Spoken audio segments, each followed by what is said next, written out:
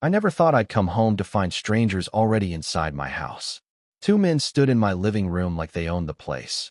Khaki uniforms, steel-toed boots, clipboards in hand. One of them tapped on my mantle as if he was inspecting it for termites, like maybe he'd just decide to bulldoze the place if the mood struck. The other, he glanced over his shoulder at me, grinning that cocky, unfriendly kind of grin that says, "You don't know who you're dealing with." My first instinct was pure anger. Who the hell are these guys? Then I caught sight of Sarah, my wife, sitting calmly at the kitchen table, her arms folded, badge glinting just enough in the afternoon sun to remind anyone watching that she didn't scare easy. She didn't say a word, but her eyes caught mine, steady, cold, like we'd both walked into the same storm and neither one of us was running. "Afternoon, Mr. Adler," one of them finally said, and the words were slick, rehearsed, like he'd spent his whole life perfecting this particular brand of menace. "Safety inspection. Mandatory." But these weren't city inspectors. They weren't firemen. I knew a scam when I saw one. But I also saw the bold red sticker plastered across my door. Hazard violation. Immediate compliance required. The kind of warning that turns your home into a public crime scene before you've even finished your first coffee.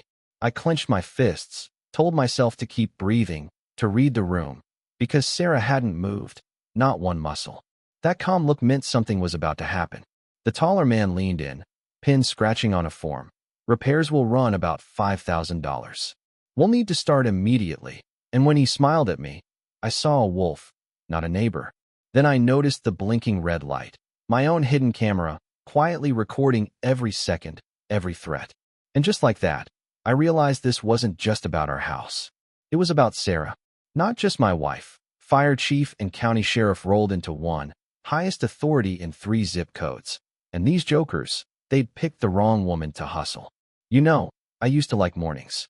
Before everything went sideways, I'd brew my coffee strong, watch the sun roll over the rooftops, listen to the sprinklers tick and the birds wake up the world. It was the kind of neighborhood where people left bikes in the driveway, trusted each other with a spare key, waved from porch swings.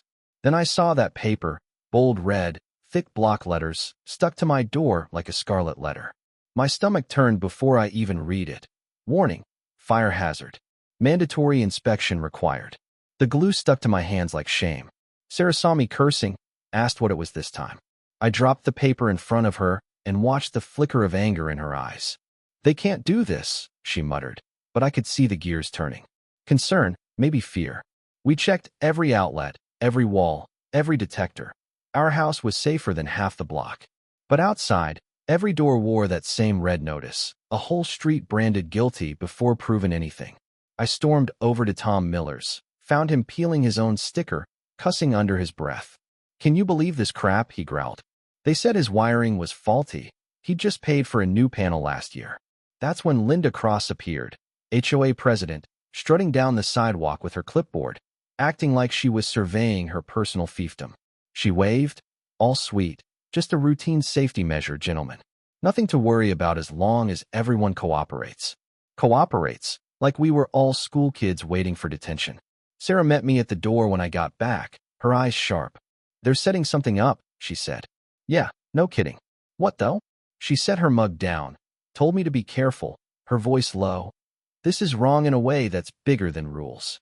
The quiet morning felt fake, like a snake hiding in the grass. I'd heard Linda's name before. Sure, everybody in the neighborhood had.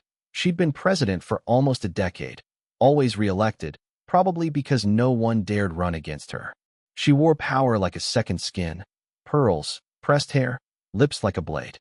And she wasn't just running an HOA, she was running a kingdom built on fear.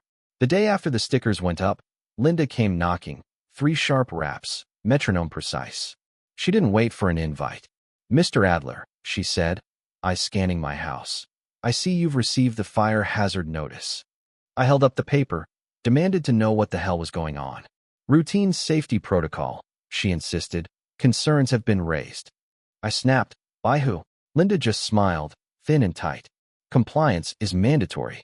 If you want to avoid penalties, I suggest full cooperation." There was that word again. Penalties.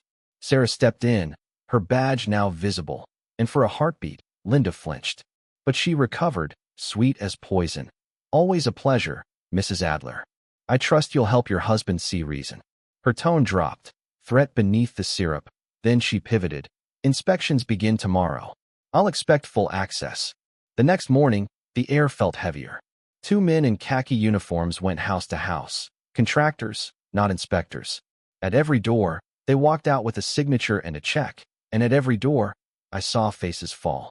Tom tried to stand his ground, but 15 minutes later, he caved. $500 a day if we don't comply, he muttered. That wasn't a fee. That was extortion.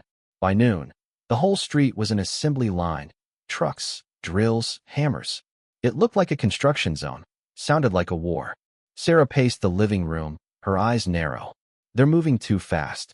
She's trying to scare us into paying before anyone can ask questions.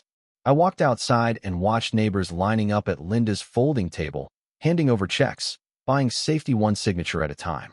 It looked like tribute to a queen. But Sarah's words echoed. Wait, watch.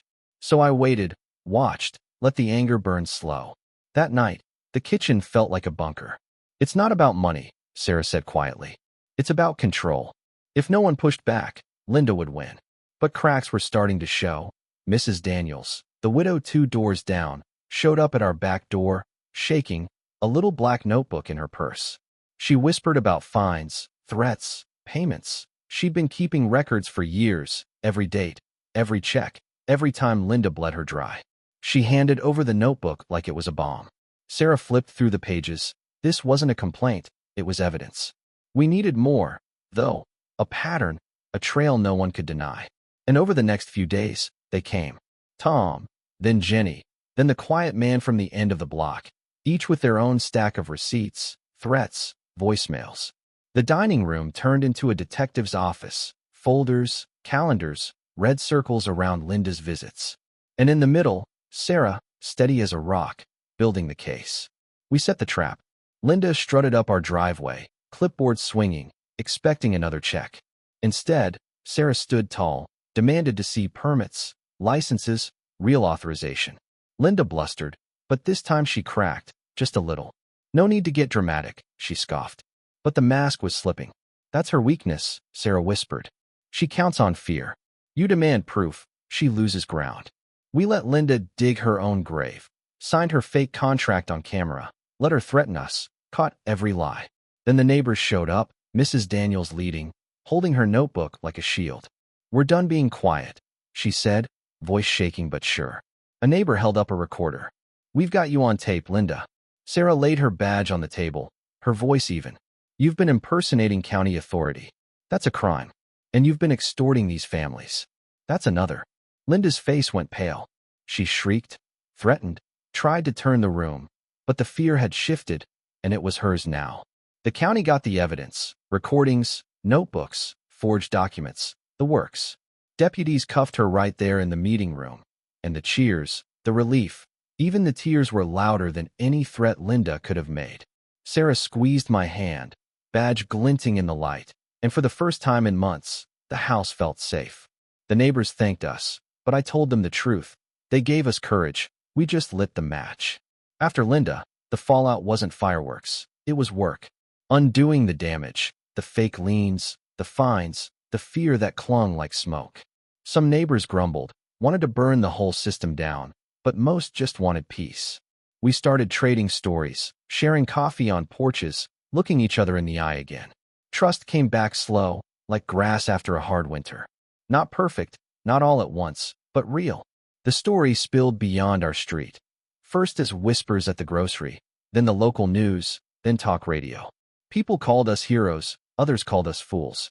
Some wished we'd stayed quiet, but fear like that doesn't stay contained. It spreads until someone shines a light. Yeah, it got messy. Some folks struggled with the aftermath, missed the comfort of having rules to hide behind, even if those rules were lies. But more and more, people started reaching out, showing up, remembering what it meant to belong to a place. One Sunday, Mrs. Daniels invited the whole street for iced tea in her backyard, first time in years. We talked about what came next, not about Linda, not about the fear, but about rebuilding, forgiving, moving forward, even if it was awkward as hell. And sitting there, mismatched chairs in the late sun, I realized something. Whispers aren't always poison. Sometimes they're just the sound of a community remembering how to use its voice. So, yeah, that's how it happened. Not a neat ending, not everyone happy, but the street is ours again, and maybe that's enough. You know what I mean? Sometimes justice isn't about who gets punished. It's about who learns to stand together. What would you have done? Would you have stayed quiet? Or would you have spoken up, even when it felt like you were the only one? Tell me what you think. Tell me if you think there's ever such a thing as a good rule when everyone's too scared to question it. I want to hear your story.